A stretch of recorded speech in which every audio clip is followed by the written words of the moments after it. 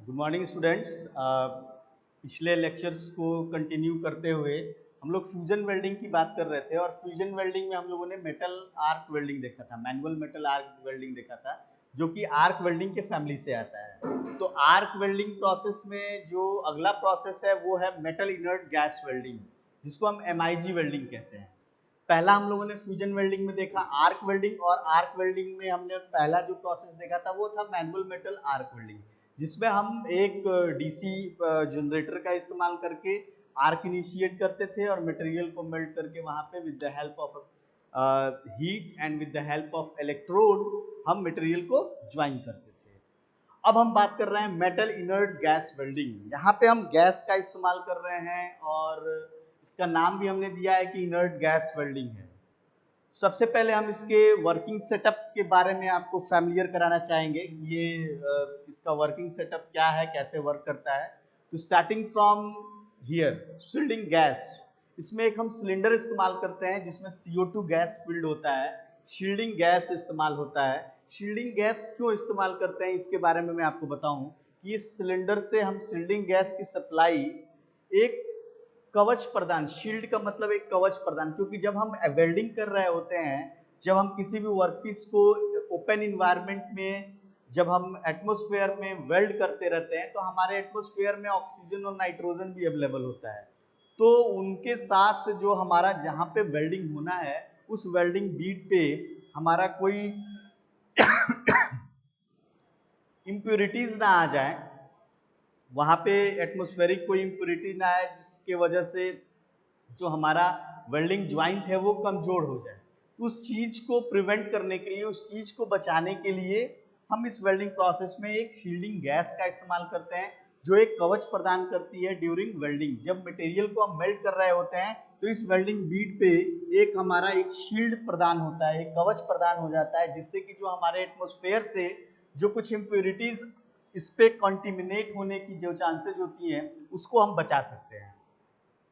इसमें bear electrode हम इस्तेमाल करते हैं जिसमें कोई कोटिंग नहीं होती, क्योंकि हम एज ए शील्डिंग गैस हम सप्लाई दे रहे हैं, क्योंकि इलेक्ट्रोड पे कोटिंग का भी एक जो पर्पस होता है वो शील्डिंग का ही होता है कि जब हम इलेक्ट्रोड को with the help of arc, जब इलेक्ट्रोड को हम कंज्यूम कर रहे होते हैं अपने वेल्डिंग प्रोसेस में, तो उसमें जो हमारे कोटिंग होती है, जो फ्लक्स की कोटिंग होती है हमारे इलेक्ट्रोड्स पे, वो फ्लक्स जब मेल्ट करता है तो वहां पे वो एक शील्ड प्रदान करता है, ताकि जो एटमॉस्फेरिक इम्प्योरिटीज हैं, जो अशुद्धियां हैं हमारे वातावरण में, उन वातावरण की अशुद्धियों को हम अपने वेल्डिंग ज्वाइंट पे अंदर समावेशित होने से बचा सकें। तो सेम एज इट इज हम यहाँ पे बेयर इलेक्ट्रोड्स का इस्तेमाल करते हैं मेटल इनर्ट गैस वेल्डिंग में। और चूंकि हम शील्डिंग गैस के लिए एक CO2 अलग से सप्लाई दे रहे हैं, इसलिए हम वेल्डिंग में वेल्डिंग इलेक्ट्रोड्स को मेटल वायर्स के रूप में हम इस्तेमाल करते हैं। इस प्रोसेस में एक कंट्रोल यूनिट होता है, जिस कंट्रोल यूनिट से पावर सप्लाई को हम कंट्रोल कर सकते हैं। वायर फीड रोलर्स, यहाँ पे क्या होता है कि जो हमारे इलेक्ट्रोड वायर्स होते हैं, क्योंकि हमने पहले ही आपको बताया कि इस प्रोसेस में we are going to use bare electrode, एक विदाउट कोटिंग इलेक्ट्रोड हम इस्तेमाल करते हैं। तो उसका एक स्पूल बना होता है, एक सिस्टम होता है जिसपे हम उस इलेक्ट्रोड वायर्स को लपेट देते हैं एक लार्ज अमाउंट में। एक इसका फायदा ये भी है कि जो हमारा वेल्डिंग प्रोसेस है वो कंटिन्यूअसली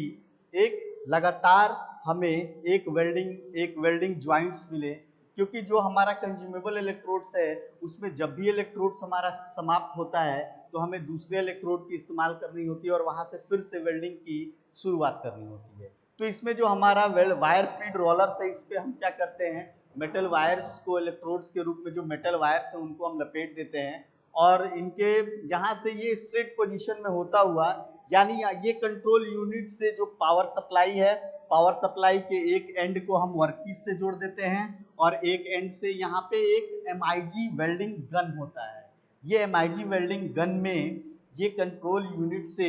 हम शील्डिंग गैस की सप्लाई देते हैं, मेटल जो वायर हमारे इलेक्ट्रोड के रूप में इस्तेमाल होना है उसकी सप्लाई देते हैं, इलेक्ट्रोड लीड्स की सप्लाई देते हैं। और यहाँ से जब हम इस ट्रिगर को दबाते हैं, यहाँ पे जो ट्रिगर है, इस ट्रिगर को जब हम प्रेस करते हैं तो एक साथ हमारा मेटल वायर, उसके ऊपर से शील्डिंग गैस और चूंकि हमारा ये metal gun positive power supply से जुड़ा हुआ होता है, तो ये मेटल वायर्स जब यहाँ से बाहर आता है तो यहाँ स्पार्क जनरेट करके ये वेल्डिंग ज्वाइंट्स यहाँ बनना शुरू हो जाता है। चूंकि इसके साथ शील्डिंग गैस भी हमारा आ रहा है, तो शील्डिंग गैस जो है एक एटमॉस्फेरिक कंटेमिनेशन यानी जो हमारा वातावरण से अशुद्धियों को इसमें समावेशित होने की जो चांसेज हैं उन चांसेज को बचा लेता है। तो सबसे पहले क्या होता है कि जब हम सप्लाई ऑन करते हैं, सप्लाई ऑन करते ही हमारी जो सर्किट है वो सर्किट से जो निगेटिव हमने वर्कपीस को कनेक्ट कर रखा है और वर्कपीस को हमने पॉजिटिव कनेक्ट कर रखा है, उसको हम जो है ऑन करने के बाद जैसे ही हम आर्क इनिशिएट करते हैं तो इसके साथ साथ इस इलेक्ट्रॉन गन से हमारा मेटल वायर्स भी आता है, शील्डिंग गैस भी आता है और जो इलेक्ट्रोड के मेटल वायर्स हैं वो भी आता है। शील्डिंग गैस क्या करता है, एक कवच प्रदान करेगा जो कि एटमॉस्फेयर से जो हमारे अशुद्धियां हैं वो अशुद्धियां हमारी जो है वो इसमें समावेशित ना हो जाए।